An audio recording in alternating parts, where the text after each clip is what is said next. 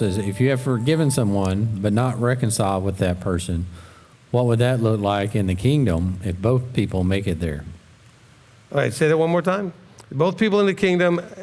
If you've forgiven someone but not did the reconciliation with that person, what would that look like in the kingdom if you both make it there?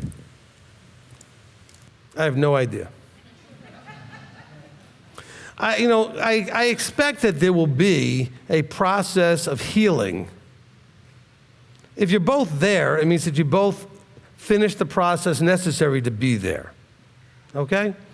And I've got to believe that no matter what the person did to you or you did to them, whichever side of this you're on, once you both did all the things necessary to journey and make it there, I think we'll recognize that when we see them there and recognize, wow, how awesome. They did whatever was necessary to become a person that gets in to be here. So I think that would probably be the mindset. Because you'll be thinking, wow, I didn't see this coming. I thought this person was so horrible that surely they wouldn't be here. But they're here, which means they journeyed through some things that I didn't get to witness going through that got them to be the type of person they would be here. And I need to accept that. And I think that the person at that point would be able to do that. Okay?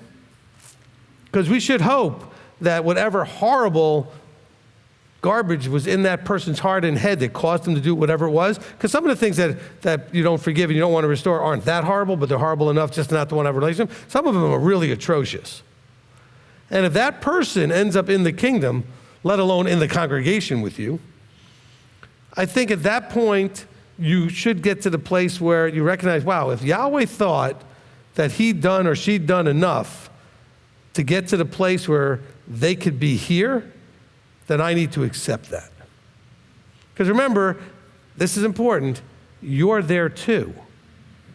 How did you get there? No, don't you think about it the wrong way. You think, well, because all the things you did dumb. I'm saying no, but you're there because you were able to get to that Yeshua-like mindset.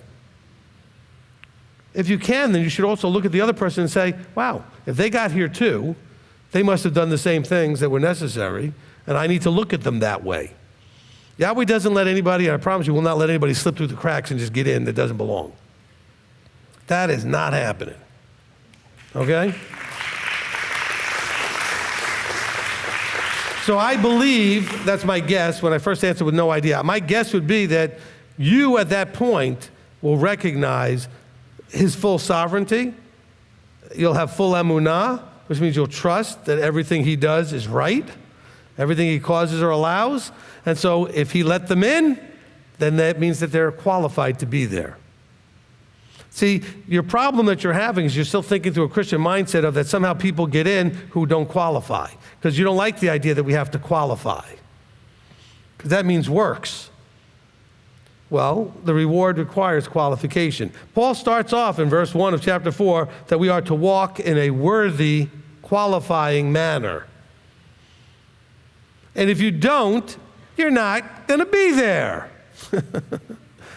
Now, we often enough don't, and then hopefully we repent and fix it.